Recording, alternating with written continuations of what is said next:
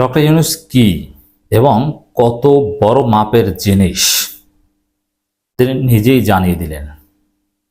এই জানিয়ে দেওয়া বিএনপি সহ বিএনপির মিত্র যারা ডক্টর ইউনূস সরকারের বিরুদ্ধে, আওয়ামী লীগ সহ, তাদেরকে একটা ইঙ্গিত দিচ্ছেন ডক্টর ইউনূস এবং ভারতকেও একটা হুঁশিয়ারি দিচ্ছেন, চালাকি বন্ধ করো, নাইলে কিন্তু তোমাদের খবর আছে। এবং ডক্টর ইউনূস সেটা দেখিয়ে দিচ্ছেন। দর্শক, আমরা দুনিয়ার মাঠে খেলার খেলোয়াড়, ছোট মাঠের না, প্রধান উপদেষ্টা।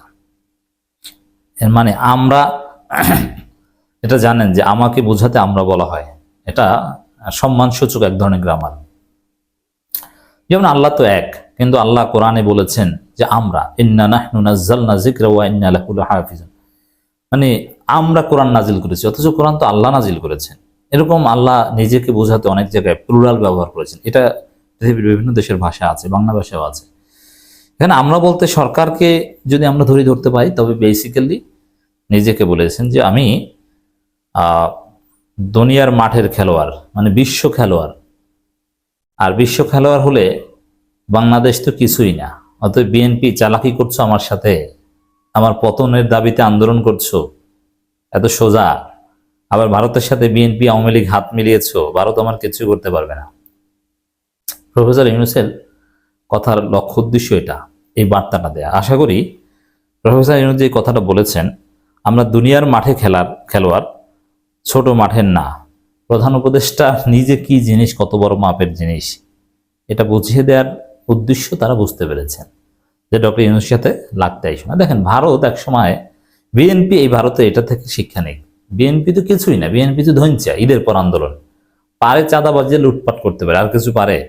গত 15 বছর একটা বালুর ট্রাক সরাতে পারেনি, আসে বড় বড় কথা বলতে। দর্শক, এই বিএনপি ধ্বংস হবে, আপনি নিশ্চিত থাকেন। বিএনপির কথা, বিএনপির যে বস, বিএনপি যাকে এখন পীর মেনেছে বা প্রভু মানছে ভারত, সে ভারতকে একটা কি শিক্ষা দিয়েছে একটু আপনাকে এক্সাম্পল দিই।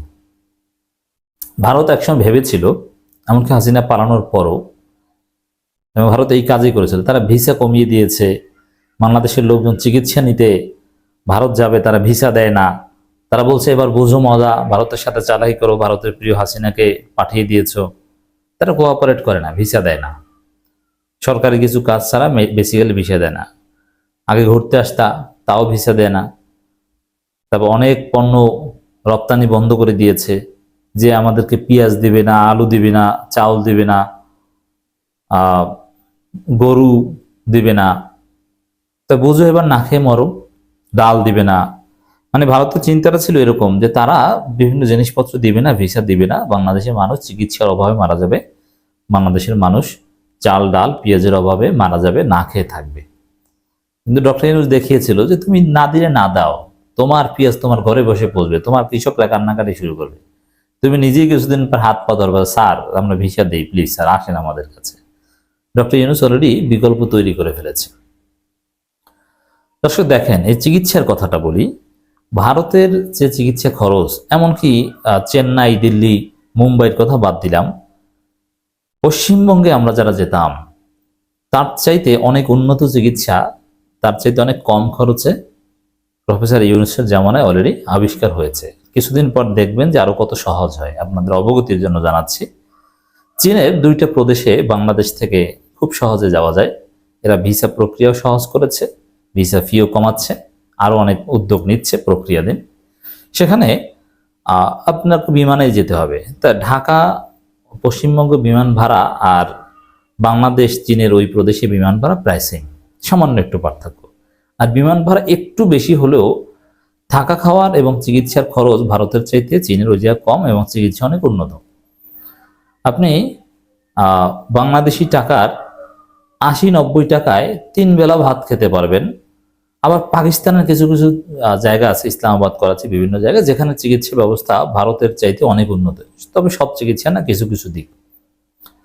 তো সেখানে যদি বিমান সার্ভিসটা চালু হয়, ঢাকা পাকিস্তান সরাসরি, তাহলে ওইখানে আপনি 50 টাকা দিয়ে যে মানের খাবার খেতে পারবেন, অথবা ডেইলি 90 টাকা 100 টাকা দিয়ে, অথবা বাংলাদেশি টাকার 60 টাকা 70 টাকা দিয়ে এসি রুমে থাকতে পারবেন হোটেলে, যেটা ভারতে অকল্পনীয়, বাংলাদেশে অকল্পনীয়। বাংলাদেশে যে গরুর গোস্তের কেজি আপনাকে খেতে হয় 450 টাকা, ওইখানে আপনি খেতে পারবেন বাংলাদেশি টাকার 150 টাকা, এবং আপনি ইচ্ছা মতো গরুর গোস্ত দিয়ে ভাত খাবেন। আপনি চীনে যাবেন, পাকিস্তানে যাবেন, খরচ কমে যাবে। আপনি আরেকটু টাকা থাকলে আপনি তুরস্কে যাবেন, আপনি ইরান যাবেন, অনেক কম খরচ। অনেক জায়গায় ফ্রি চিকিৎসাও আছে, তুরস্কে সহ বিভিন্ন জায়গায় সরকারি অনেক প্যাকেজ আপনার জন্য আছে, বিদেশিদের জন্য আছে। মালয়েশিয়া, থাইল্যান্ডেও অনেক সবকিছু ইজি হচ্ছে, ভিসা প্রক্রিয়া, বিমান ভাড়া এগুলো কমছে। এর মানে ভারতে যে খরচে আমরা ঘুরতে যেতাম, কেনাকাটা করতাম, এর চাইতে, যেমন এই যে পোশাক, এই যে মেয়েদের পোশাক, ভারতীয় থ্রি পিসের পাকিস্তানি থ্রি পিস, পাকিস্তানি পোশাকের সামনে ভারতীয়টা তো কিছুই না। ভারতীয়টা তো কম দামি, আর পাকিস্তানিটা অনেক বেশি দামি। মানে এটা যদি সরাসরি জাহাজে আসছে বা আপনি যদি যেতে পারেন, তাহলে দেখবেন যে মানুষের রুচি কিভাবে ভারত থেকে পাকিস্তানে চলে যায়। পাকিস্তানের পোশাক ভারতের চাইতে অনেক সমৃদ্ধ। এখন ভারতে কান্নাকাটি শুরু হয়েছে, ভাই আমাদের ব্যবসা বাণিজ্য লাঠি উঠছে। তা ডক্টর ইউনূস আবার চীনে যাচ্ছেন, ভারত কান্নাকাটি শুরু করেছে, কি করি, শেষ। বাংলাদেশ থেকে আমরা crore crore dollar, billion billion dollar পাইতাম, এখন সব শেষ। কি শিক্ষাটা দিয়েছে ভারতকে দেখেন। দেখবেন যে ডক্টর ইউনূসকে স্যার স্যার বলে হাতে পায়ে ধরে এসে ভারত সম্পর্ক উন্নয়ন করতে চাইবে। বিএনপিকেও এই বিশ্ব খেলোয়াড় প্রফেসর ইউনূস চালাকি করলে এমন শিক্ষা দিবে, 1-1.5 বছর পর হাতে পায়ে ধরে স্যারকে বলবে, স্যার স্যার প্লিজ আপনার সাথে আর চালাকি করব না, আমরা ভালো হয়ে যাব, আমাদেরকে একটু সুযোগ দেন। তো এই যে প্রফেসর ইউনূসের এই বক্তব্য, আমরা দুনিয়ার মাঠের খেলোয়াড়, ছোট মাঠের না, এই বক্তব্যের ফলাফল হিসেবে ওইটি আপনি দেখতে পাবেন। খেলা কত প্রকার, কি কি। বিএনপি হাসিনার সাথেই পারে না, তার ডক্টর ইউনূসের সাথে। পার্থক্য হচ্ছে ডক্টর ইউনূস বৈধ খেলোয়াড় আর হাসিনা অবৈধ খেলোয়াড়। হাসিনার সাথে জনগণ ছিল না, ডক্টর ইউনূসের সাথে জনগণ আছে। বাংলাদেশ দুনিয়ার মাঠে খেলার খেলোয়াড়, ছোট মাঠে খেলার খেলোয়াড় না। তাহলে এই বার্তাটা মূলত ভারতকে দিয়েছেন। আর ভারতকে বার্তা দেওয়া মানে এখন বিএনপিকেও দেওয়া, আওয়ামী লীগকে দেওয়া। কারণ ভারতের হয়ে কাজ করছে বাংলাদেশে বিএনপি এবং আওয়ামী লীগ ডক্টর ইউনূসের বিরুদ্ধে। ভারতও যে মাত্রায় ডক্টর ইউনূসের পতন চায়, আওয়ামী লীগ বিএনপিও সেম মাত্রায় ডক্টর ইউনূসের পতন চায়। স্বপ্নের স্বাদের বাংলাদেশ গঠন নেই, সকলকে ঐক্যবদ্ধ খেলোয়াড় হিসেবে খেলতে হবে। টিম ওয়ার্ক জরুরি, এবং বাংলাদেশ যতগুলো টিম আছে তার মধ্যে পুলিশ সবচেয়ে গুরুত্বপূর্ণ। এই টিমের মধ্যে বিএনপিকেও থাকতে হবে, না থাকলে তারা মাইন্ডকে চিপায় করবে। ওই যে বললাম, এক পর্যায়ে এসে হাতে পায়ে ধরবে। প্রধান উপদেষ্টা বলেন, আমরা দুনিয়ার মাঠের খেলার খেলোয়াড়, আমরা ছোট মাঠে খেলার খেলোয়াড় না। বাংলাদেশে ওই যে বললাম যে বাংলাদেশ অপূর্ব একটা দেশ, যে দেশে যারা আমরা দুনিয়ার মাঠে খেলি, আমাদের দেখে লোক হাততালি দেয়, এরা এসেছে, বাংলাদেশ নেমেছে। এবার ভারতকে কঠিন হুঁশিয়ারি দিচ্ছেন এই কথার মাধ্যমে। ওরকম চাই, এরকম করতে পারি, আমরা বাস্তবে পারি, আমরা আমাদের সে সুযোগ আছে, সে সুযোগের কথা বারে বারে বলার চেষ্টা করছি। এই সুযোগগুলো যেন আমরা গ্রহণ করি। বিএনপি এই সুযোগগুলো গ্রহণ করেন, নাইলে কিন্তু শেষ আপনারা। বার্তা নতুন বাংলাদেশের পুলিশ বাহিনী নিয়ে নানান কথা বলেছেন, সেটা নিয়ে আমরা আলোচনা করেছি। মৌলিক কথা এটাই যে ডক্টর ইউনূস নিজে এবং তার দেশ, তার সরকার বিশ্ব খেলোয়াড়।